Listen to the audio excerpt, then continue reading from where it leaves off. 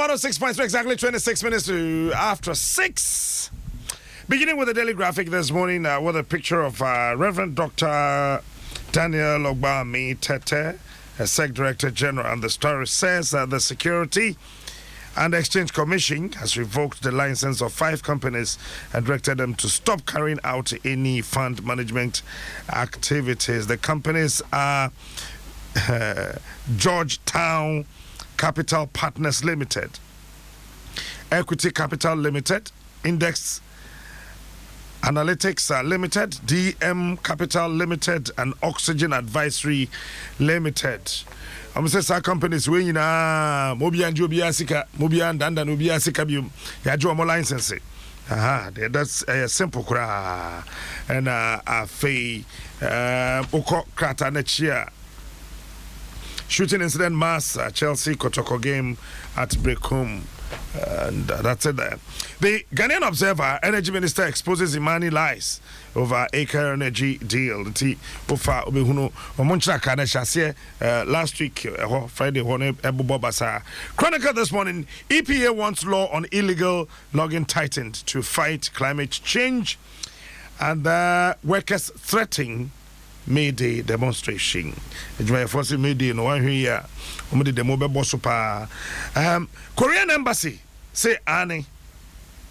Papa Ambassador Kim Nakaye or si Korea ni ba ko ho a ya atake no e wo ye golden tulip. Then a wasibnim happen abete. Ghanaian Times this morning says UDS set up 2 universities at Wa and Navrongo. So call one in Navrongo University of Development Studies. Ebu University me no ewo eho sanso and yeah independent Kuakata no Krobia Santo Kotoko no 246 to abebu e catch another dan kwase masa Ghana for omo living condition no omo de na hwe na ye ni na pemko. Daily Guide Eka Electoral Commission Asoya and Sachaye Bibri and so Ekoso Ewo and I feel the publisher Kuakrata and so NDC youth clash with Tamale City Guards, gunshot fired. Tamale Omoni according to Kuakrata NDC Mebuna or NDC City Guards Nikasi and Sekabo Nuna de ye 2 so Ediba on pollution of water bodies. Minister Defense Galamsey says rains to blame. A year honorable Kwa so much I say munyapta yinsu ne ade na aye basani na anya hwe yinsu na nto anya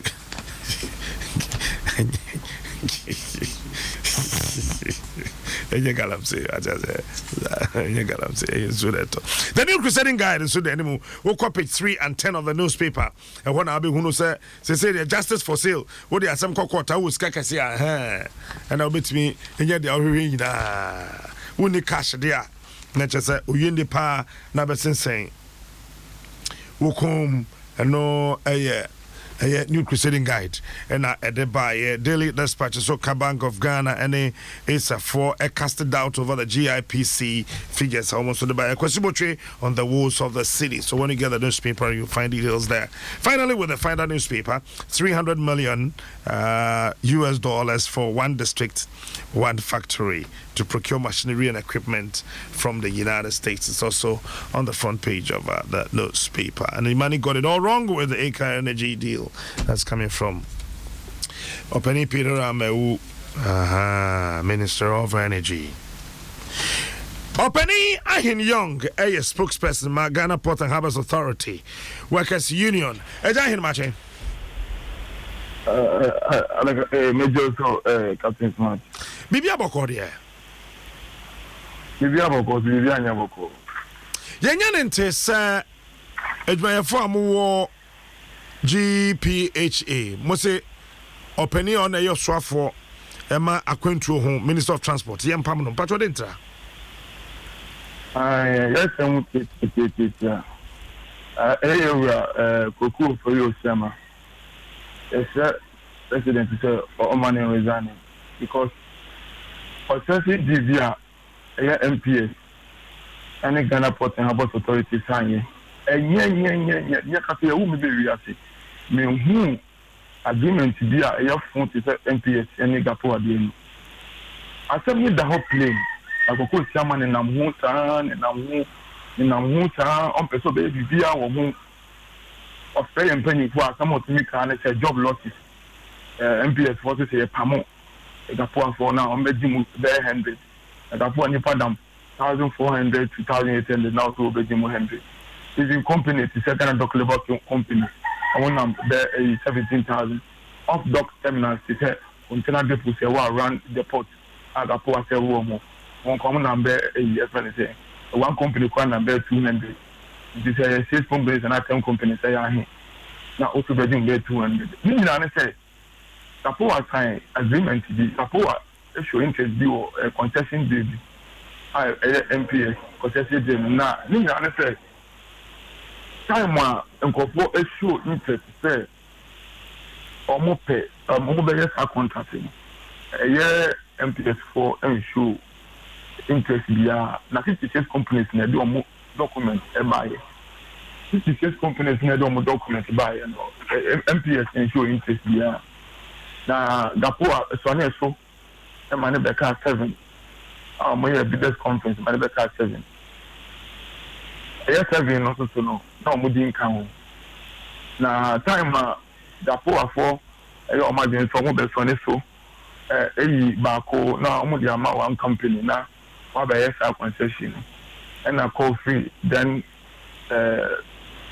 president Mahama time by say omunjai enfama MPS na MPS for nyom modina let us say ushemu a embremu no ya the company no concession ama MPS as a tool sourcing just a silver platter say and consider MPS for any Gapo for agreement say almost $1.5 million $1.5 billion ebeshim.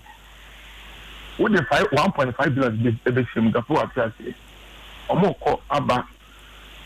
Omo buy omo the $1.1 billion. Na me asande bi na me say Ghana government they all kind of mention say what say omo the 1.5 billion ebeshim. Omo ko ba omo the 1.5 omo balu say port no omo ya ebe say into omo say ebe $1.5 billion. Okay. But ultimately and a Ghana government share a more tax waiver of $832 million. $1.5 billion, you know. Ghana government parliament share one time, you know, and almost tax waiver of $832 million. Now, almost Kokaba. Now, almost the starting Juma, almost the $1.1 million in the buy, $1.1 billion in the buy. Not as a $400 million deficit. After someone can't check Gapo for say, Omokoji loan. A deficit a wine etria. You say you will be here. Debut, young custom. I beg a Ghana biker. Okay, maybe Yabutre. Sikana no more quajino. Na ye Ghana binding no more de quaji and I want a quaji or loan.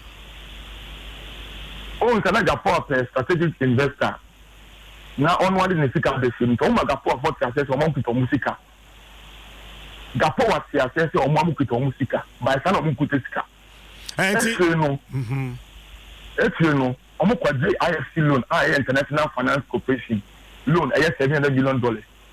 Ghana by members of Gapo and a German, Emma, a $800 million loan. Gapo and the German answer one fan say, Cassis on the Yahudi Babusa. Gapo and a German, and Omkwaji Sabisiano. Sabisiano. And now, Besana Gapo had Ginemono, Omokwaji saying, Omokwaji $700 million. And I said, Satisfiano, Captain Ebao, Satisfia, Omokwaji $700 million. Most Mama Gapo are here, Mamukuta Musica Modi Beshim. Etieno, Yashim, no Mukutesika. Okay, yeah, but so yeah, calculation in our insisto, because I now can say to your boss near Comuye. What's your mode instead of $1.5 billion, no, one 1.1 billion nearby. Very good. And I Gapo 1.1 no cross, no physical cash. Okay, what in Yabote? And I Gapo have Kujin emoji 700 million. And I yes, sir. So, Omunam Koji loan, and the Chino. ban ne say o say gapo agina mu ma o because one person mo say gapo o share so MPSC that's one me say what some na wo kan insisi so mpacho nya abotrema me get your thoughts right. Okay. Woman na kwaji wo mu sika na gapo ha begina mu ana say e feed ahyese ne kodo gapo ha na kwagina mu. O mu na mo kwaji wo mu sika na gapo ha begina mu. Wo mu ji sika ne wie ya sa gapo ha akodi agina mu. E ko si be bi say o say gapo ha be nto mu be mu. Asa ye di sika ne ma wo mu. Asa di sika ne ma. Aha, nti tobo na hihya asem no yi na ye timi ate ase. Enti se wo mu hia 1.5 na 1.1 ne buy na se gapo akogina mu je 700 na je se na aka $400 million. Very good. Eno no wo mo ye den no mu nya source. Eno no o mo so mo aka so mo sika na me hwa $1.5 billion na e so take 400 na. O share calculation na je se 400 na e so take 1.5 no. 1.5 na so take 400 no. Eno na me sa be ka ho na ye 1.1. And to see and say me dia yeah dia so share 832 no. What is free $700 million some ko ji wo mu kura na. That is account $132 million so. Na so maka so mu kita physical cash mo dada gapo a. So what happy 832 no. If you almost 400 na no mu kita no so mu no mu say so mu kita physical cash no. What is free mo na te say hwe. Omu wi e no $700 million loan no. Omu wi e so no mo say gapo our shares wo mu gapo so interest asika ni bi. Na omu ankasa no. Ika he pa na omu de be share port ni. Say na nka gapo a person obi nkoji loan na omu guarantee mo omu dia. Nka gapo na nka sabet na koji omu loan. Nka omu ankasa dia yo omu port. And one, omu dada GPH. 2, or say that a loan of $1.5 billion na better than 1.1 or say it's a parliament. Na tax waiver no more review. After almost say containers be a below 200 no. Ni nyina no e call mo. E more than 200 no. Ni nyina e call mo. Se ni nyina e call mo ho a. Na gapo an ejuma be na ebinya ne yaye. Process be ho a gapo workers no appointed point ja to ha. The president e no o review. That's a review a gapo be say jana na nso. Se nya sa dia na gapo go na say o say egu. Enti MPS no sika he na mo de be shemu o man face hu sika o te pa na gapo pe strategic investor no o mo de be shemu man face ke dia be shemu sa enti one no kwa no e kwa e be make na so I review contract no first one no kwa no 1.5 no mo ko fa ba na da na 1.1 and no kwa no e be make na so because Parliament of Ghana share that 1.5 no and mo tax waiver no.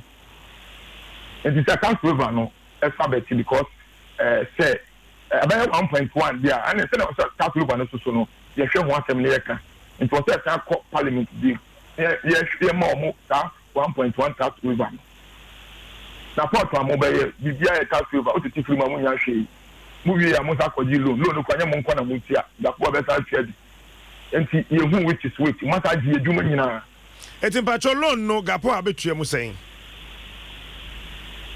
omunya start ejuma yen omu start ejuma de lomu dia kapo beje by June 2020 we on start omu first week the ba on first guest the ba na ho no omu say the for supply of dock terminals no say container depot no na containers it is almost start ejuma ni ko di omu ho o share interministerial committee report na that say ejuma ni nyina no aba ko di omu enti Dr. Bawumia etnasi ST committee EMT committee na wie na ho na bota tazova na da so as a chairman omo wie omo the report no ako up to now transport minister enye wo hwe o hwe deal no so a ka wo kan captain sa wo kan wakasa oti o be fusisi a we put the see ebo so keke sa wo kan deal ni sisi o say ah deal when you deal a o san ka report ni ba ye no e bit be 10 minutes kra ya ya ka tete an say report number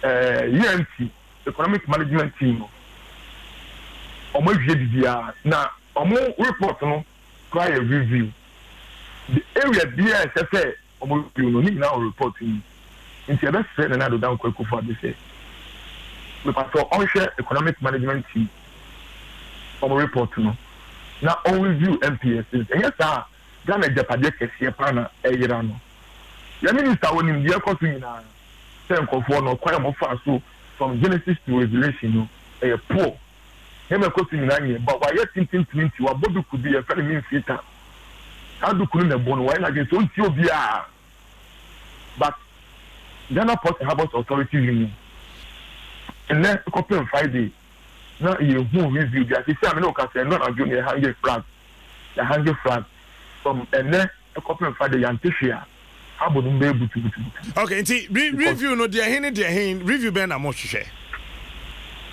I know the some permit me read a certain area review ni nyam po no nya ne economic management team no omo report ni nya review I mean mo to kra economic management team na one about titles global down no and no kra no e review area bi ese so mo touch bia no e wo ta report ni international down to go for the kra this economic management team report na bibia wo in term my kra emre e ma me no kra emre nti e no kra review nti e be se na Akufo-Addo o pa me no ka se wi a o sa betumi aka sa review any problem kra betumi afọ dia monti ya yen workers no so atena say attack a certain areas dia say abai e kachi a no ma gapo a exam na so a record bia nko fi off dock terminal say container depot no obi anko fi even one company container depot ko ni pa be 200 na be ko fi asana ba GPH